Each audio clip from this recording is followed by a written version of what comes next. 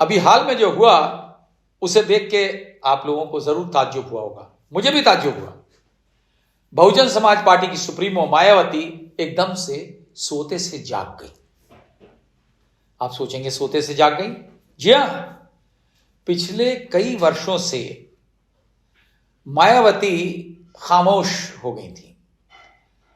सब माना जाता था कि ईडी और सीबीआई की तलवार उनके ऊपर जो लटकी रहती है, और उसकी वजह बड़ी सिंपल है। जब बहुत ज्यादा दौलत हो तो सीबीआई ईडी लगा दी जाती है और खौफ भी इसीलिए बढ़ जाता है। तो इस पीरियड में वो कुछ बोलती नहीं थी। कभी कभी उनका एक स्टेटमेंट आ जाता था, कभी जो है प्रेस रिलीज इशू हो जाता था, कहीं से कोई ट्वीट हो जाता था, और उसमें अधिकतर वो आलोचना होती थी सरकार की नहीं, भारतीय जनता पार्टी की नहीं, विपक्षी पार्टी की, चाहे समाजवादी पार्टी हो चाहे कांग्रेस हो, घूम फिर के जो है वो उन लोगों को कोसती थी। लेकिन अब की बार जो हुआ वो तो अचंभे में डाल दिया सबको। एकदम से खबर उड़ी कि बहन जी अब की बार लखनऊ में एक बहुत बड़ी रैली करने जा रही है, और वो भी कब? मान्यवर काशीराम, जो कि बीएसपी के फाउंडर है, जिनकी वजह से वो मुख्यमंत्री बनी, जिसकी वजह से वो आज जहां हैं वो हैं, उनकी पुण्यतिथि थी। इससे पहले भी कई पुण्यतिथियां हो चुकी है, लेकिन इस स्केल पे किसी प्रकार का आयोजन नहीं हुआ। लेकिन अब की बार 9 अक्टूबर को लखनऊ में जिस रैली का आयोजन किया गया उसका जवाब नहीं। खबर कुछ दिन पहले ही आज कही थी कि होने जा रही है, लेकिन तब भी अंदाजा नहीं था कि इस स्केल पे होगी। लेकिन जब हुई वो 9 तारीख को, जिस कदर भीड़ जमा हुई, जिस तरीके से व्यवस्था की गई, उस सबको जो है बड़ा भारी ताज्जुब हुआ सबको देख करके। सब तरह की अटकलें लगने लगी कि भाई एकदम से बहन जी क्यों करने लगी।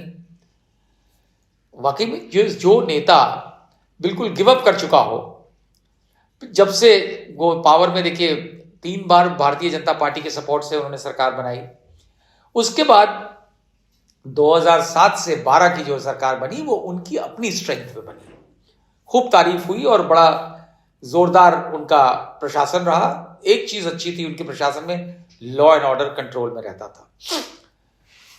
लेकिन उसके बाद 2012 के बाद आज 2025 हो गया है, 13 साल गुजर गए।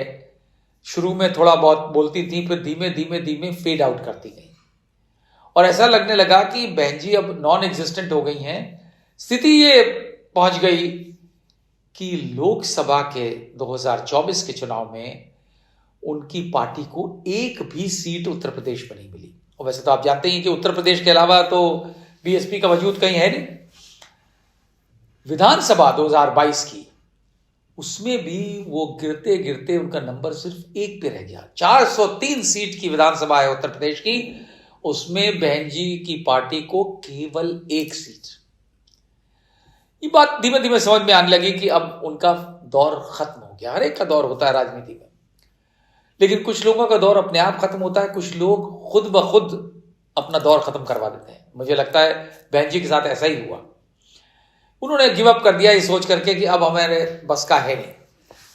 और जो उनके खिलाफ एक आरोप लगता था कि मायावती जो है वो दलित की बेटी नहीं, अब वो दौलत की बेटी हो गई। उन्हीं की पार्टी वाले जो छोड़ के गए, उन्होंने ये आरोप लगाया।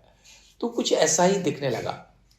बीजेपी का इतना ज्यादा डर उनके शायद बैठ गया था कि वो आवाज बीजेपी के खिलाफ बहुत हल्के फुल्के लफ्जों में उठाती थी। लेकिन अब की बार जो 9 अक्टूबर को हुआ, उसने तो कमाल ही हो गया।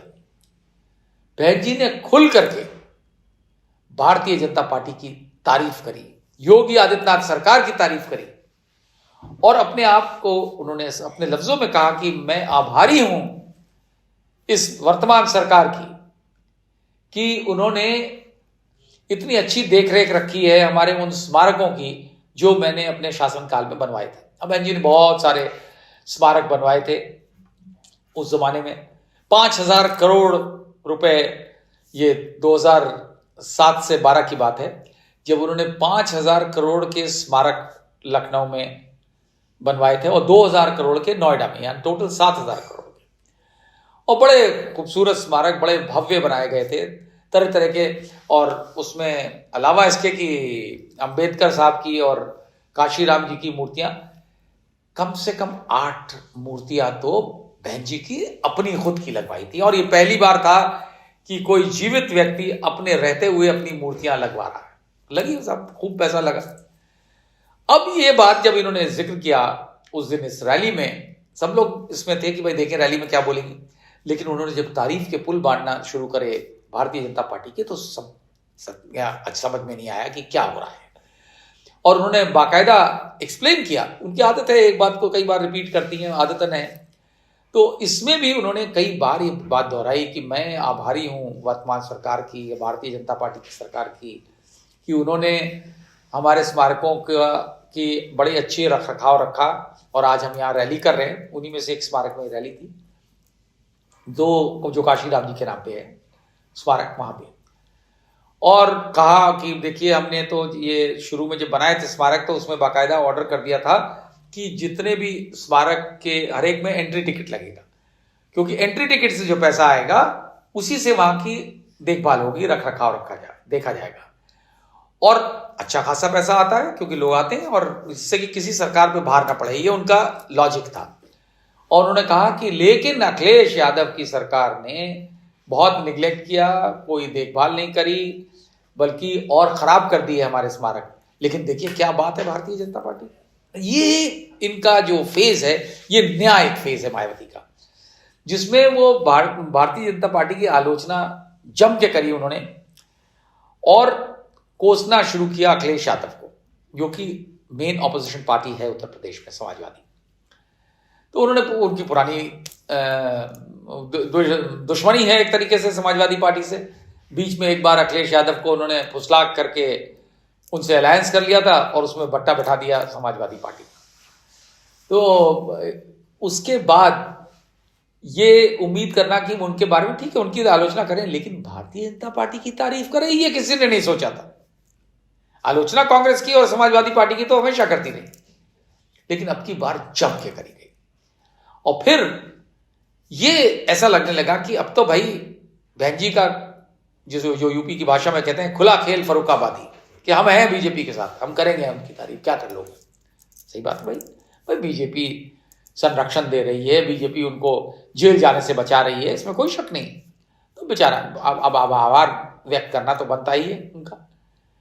और बहन जी को जब ये हो गया कि भाई ठीक है हमारी अब ये जितना उन्होंने जमा किया है वो भरपूर है और अच्छा है पावर में आज, लेकिन एक उनका और मकसद रहता ये सब करके, ये जो बड़ी भारी रैली करके उन्होंने एक ये भी कोशिश करी बताने के लोगों को कि पार्टी रिवाइवल पाथ पे है। नहीं तो लोग गिव अप कर चुके थे कि समाजवादी बहुजन समाज पार्टी तो अब खत्म हो चुकी, उसका दौर पूरा हो चुका। लेकिन ये दिखला करके इतनी बड़ी रैली करके वो ये भी कन्वे कर सकी, और इसके जरिए से एक मैसेज डालने की कोशिश की गई कि देखो हम वापस आ सकते हैं। और उनके लोगों ने जो उनके सपोर्ट से थे उन्होंने कहा भी कि अगली बार मुख्यमंत्री बनेंगी मायावती जी।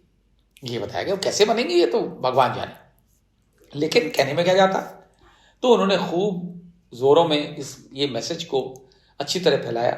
उससे दो फायदे, एक फायदा तो ये कि बहन जी का जो अपना पार्टी का टिकट्स का मार्केट है वो अच्छा हो जाएगा। लेकिन सबको मालूम है वो एक पार्टी है जहां पे कोई फ्री में टिकट नहीं मिलते, तो उसमें सेंसेक्स बढ़ जाएगा उनका। भाई लोग ऐसे, और इस देश में दौलतमंद लोग बहुत हैं जो एक पार्टी का टिकट लेने के लिए खूब पैसा देने को तैयार रहते हैं। तो इसके जरिए से एक मैसेज चला जाएगा तो रेट और बढ़ जाएगा। नहीं तो आदमी सोचता है कि भाई क्या इसमें तो कोई चांस ही नहीं है इस पार्टी का। एक तो ये फायदा। दूसरा जो बड़ा मकसद दिखता है इसके पीछे, और जिसमें बीजेपी बेनिफिशियरी है, वो ये कि इस तरीके से एक माहौल बना करके बहन जी ये प्रयास करेंगी कि ऑपोजिशन का वोट कितना काट सकती है। देखिए सब जगह कैंडिडेट खड़े कर दें तो कम वोट भी मिलेगा, 4-4, 5-5 हजार, 10,000 वोट भी मिलेगा। उतना वोट किसका कटेगा? भारतीय जनता पार्टी का तो नहीं कटेगा, विपक्ष का कटेगा, कांग्रेस का कटेगा, समाजवादी पार्टी का कटेगा। तो फायदा उसका डायरेक्ट बीजेपी को मिलेगा। देखिए कितना इंटेलिजेंट मूव है। अब ये इंटेलिजेंस किसकी है ये आप अच्छी तरह समझ सकते हैं। क्योंकि भारतीय जनता पार्टी इस तरीके की स्ट्रैटेजी चलती है कि किसको कहां कैसे कब इस्तेमाल किया जाए, और कोई अगर इस्तेमाल होने के लिए तैयार बैठा हुआ है तो फिर क्या जाता है। यही काम इस रैली के जरिए से बखूबी किया है बहन जी ने। और ये आप देखिएगा आने वाले चुनाव में, जब अभी तो हालांकि वक्त है, अभी 2 साल का टाइम है, तो आप सोचेंगे जब 2 साल का टाइम है तो अभी इसको करने की क्या जरूरत थी, पुण्यतिथि तो अगले साल फिर आएगी, क्लोजर होता नहीं। यहां पे अगेन बीजेपी की इंटेलिजेंस काम करती है। बहन जी का इस वक्त जो टारगेट लगता है वो बिहार, बहन जी का नहीं, माफ करिएगा, भारतीय जनता पार्टी का टारगेट, जिसके लिए बहन जी की पार्टी का इस्तेमाल हो रहा है। तो यूपी के जरिए से, अब पुण्यतिथि बिहार में तो नहीं कर सकती थी, काशीराम जी तो की कर्म भूमि तो उत्तर प्रदेश थी, तो इसके जरिए से अभी सुनने में आ रहा है कि बिहार में बड़े लार्ज स्केल पे अपनी पार्टी के कैंडिडेट्स खड़े करने जा रही है। अब देखिएगा क्या खेल होगा। बिहार ऐसी स्टेट है जहां बहुजन समाज पार्टी का कोई वजूद नहीं है। कभी पहले उन्होंने खड़े करे कैंडिडेट, 4-5 जगह खड़े कर देती थी, तो ठीक है, अपनी प्रेजेंस, उससे वो राष्ट्रीय पार्टी बने रहने के लिए भी जो है वो दिखाना पड़ता है कि हम इन स्टेट्स में लड़े हैं। लेकिन आज की तो वो भी स्थिति नहीं। जब यूपी में ही इतनी दुर्दशा है तो आप सोच सकते हैं बिहार में क्या होगा। तो उन्हें भी मालूम है, ऐसा नहीं है कि बहन जी को नहीं पता है, लेकिन बहन जी को तो 2 चीजें दिखती है कि भाई पार्टी का टिकट वहां भी बिकेगा, टिकटार्थी वहां भी आएंगे, और दूसरा जो बड़ा मकसद है जिसके लिए बीजेपी के इशारों को फॉलो करना उनकी मजबूरी है, वो है विपक्ष का वोट में सेंध लगाना। और बिहार में अगर आरजेडी और कांग्रेस के वोट में सेंध लग गई, क्योंकि टफ फाइट होने वाली है, तो 2-4 हजार वोट भी कुछ कॉन्स्टिट्यूएंसीज में काम दे देंगे हराने में उन लोगों को। और बीजेपी और बीएसपी दोनों का मकसद उसी से सर हो जाएगा।